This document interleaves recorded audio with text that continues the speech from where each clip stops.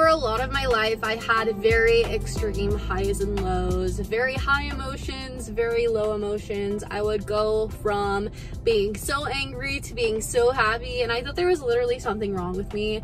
I thought that I needed to see a psychiatrist. I thought that I needed to get on prescription medicine to control my emotions, and I just realized that that is not true from time and self-discovery. So I'm gonna share my story with you guys today. As a child, I had a lot of anger built up inside of me, and I constantly questioned why. I would ask myself what was wrong with me. I would ask myself why other people didn't have the strong emotions that I had. But in my family, it was also kind of common that people had extreme emotions. My father had extreme emotions, so I thought that I got some sort of mental disorder from him. But what I realized is that whenever you have blocks in your chakras, which are caused by trauma, you will act in ways that you do not recognize. I started doing a lot of shadow work. I started doing a lot of self-discovery. I started just asking myself why to literally everything in life, because I was ready for my life to change, and just living my life on the surface, nothing was changing. I was really unhappy with how I felt. I was unhappy with my relationships. I was unhappy with my eating patterns. I was unhappy with literally everything. People, situations, name it, I was unhappy with my life. I thought that these negative emotions meant that I was doing something wrong, but I just realized that these negative emotions were just signals that I hadn't dealt with something. So what I started to do was, every time I had a significantly strong emotion come up, you can feel them when they're very strong, and when you start to pinpoint where you feel them, most of the time for me, it would be in this heart to groin area. It would be in the center of my chest, my torso, and it would go from my groin to my heart, and I would have just, it would feel like a spark. It would feel like lightning. It would feel like something in me, in my core of my being, was like on fire or like sparking. And it was like the emotions were so strong that I couldn't ignore them. So what I started to do when that would happen is I started to slow down. I started to close my eyes. I started to breathe. I started to say, what is this? What triggered this? What made this happen? What even is this emotion that I'm feeling? I started to identify what emotions meant and where emotions were coming from, and a lot of it led back to childhood trauma from my father. Some of it led to trauma from high school, bullying, stuff like that. It doesn't always have to be your childhood. It could literally be something that happened a month ago, but it's something you held on to. When we experience trauma, that's something that is stored in our body. Animals handle trauma completely differently. If you look at zebras in the wild, after they get attacked by a lion and they survive, they will literally shake out their body because they're trying to shake out the trauma.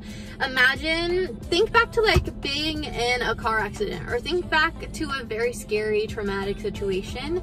Think to how you acted. I remember being in a car accident where I rear-ended someone pretty badly, and I remember after that car accident I was shaking for probably 2-3 hours and I couldn't stop. That's what happens when you have trauma. Your body's literally just like, I don't know what to do with this trauma, and it's bouncing around in your body, and your body's having reactions because of it. So what we have to learn to do is uncover this trauma so that we don't have these extreme reactions out of nowhere. I would have reactions about things that happened weeks ago and be like, why am I just now getting mad about this? But it was because I continuously was like making myself suffer by suppressing all of my emotions and not letting myself express them, not letting myself feel them, because as a child, by my father, I was taught that my emotions were important. And whenever I would cry, whenever I would scream, whenever I would have a negative emotion towards him, he would tell me to stay out of things. He would tell me I was just like him. He would say I was being dramatic, stuff like that. So it made me not want to be like him. him. It made me say, I hate my dad and he has these extreme emotions, so that means I shouldn't have these extreme emotions, and the way to get rid of these are to suppress them. But I promise you, the way to get rid of them is to not suppress them. The way to have a very shitty life is to suppress your emotions. So if you want to be in abusive relationships, you want to have shitty situations happen in your life, please continue to suppress your emotions. You will get the dream life you want.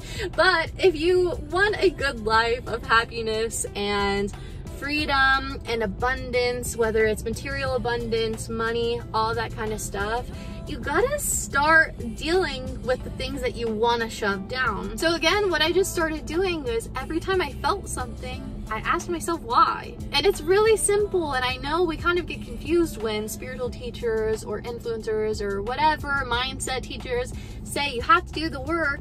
We kind of get confused because we're like, what even is the work?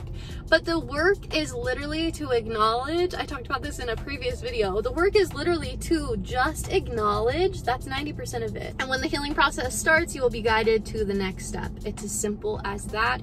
You just have to slow down and actually listen to what your body is trying to tell you.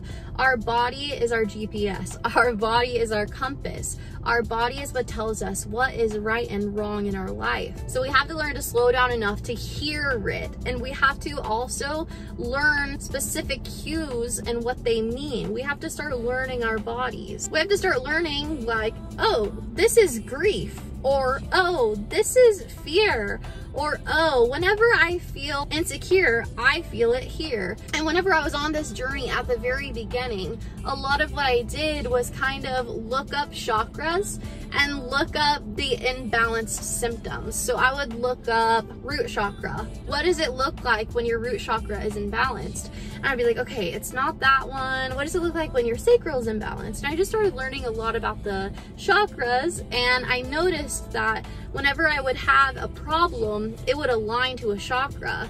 And I could easily diagnose it because I would look things up, and I could easily fix it because it would literally tell me the opposite of what I needed to do if I was feeling something. So if I was feeling insecure, I just needed to feel confident. So what could I do to feel confident?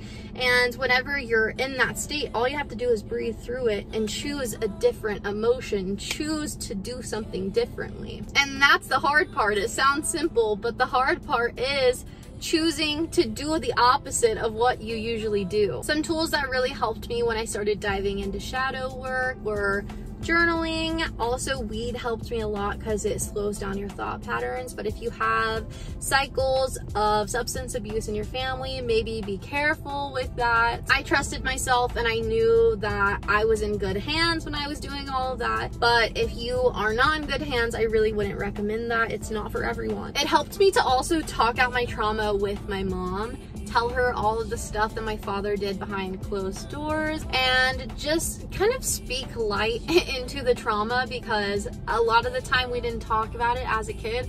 Literally did not talk about it at all. Actually, I would scream and say, hey, this is happening, and everybody else would like shut down, and they didn't know how to deal with me, so none of it ever got acknowledged. So talking about it now feels so good. It feels so liberating, and just having someone that was there and that understands and went through the same thing is very helpful. So whether you want to talk to a friend, a therapist, someone that understands, just find someone that can empathize with you and that can somewhat understand what you went through, or will just listen and not give you unsolicited advice and will literally just sit there and hear you out. It also helped me to join groups where people believed in the same things as me. I'm in Paulina Baragova's group called Divinity. That has helped me a lot. It's a spiritual group where we do like full moon ceremonies, and there's also like a group chat and all of that, and just finding a community that is like me really helped me as well. It helped me realize that everybody has demons and to not hate myself for it. and to just make it quite lighthearted versus the darkness that it really feels like. Things that we're going through aren't as serious as they feel. Whenever you start digging up your trauma, it's gonna feel like you are experiencing it for the first time.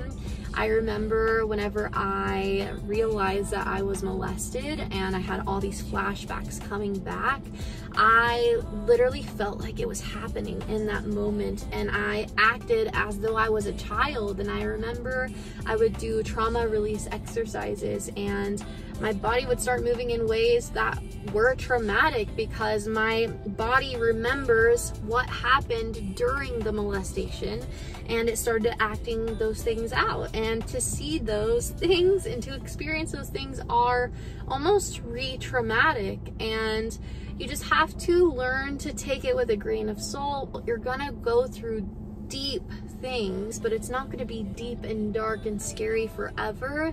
About a year of my life was pretty scary, just digging that stuff back up.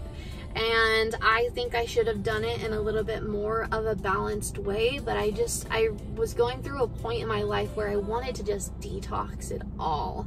I needed to just get it all out. I just got out of that relationship that was abusive, and that abusive relationship just reminded me so much of my father. So that's what triggered all of this spiritual growth. But I'm so glad that it happened. I'm glad that I got to sit with myself as an adult and kind of re-experience that situation, even though molestation isn't something you want to re-experience. But I let myself re-experience it, and I let myself sit with it, and I let myself comfort myself. Because as a child, I didn't have someone to comfort me. I didn't have someone to save me. So as a child, when I experienced those traumatic things, I compartmentalized them.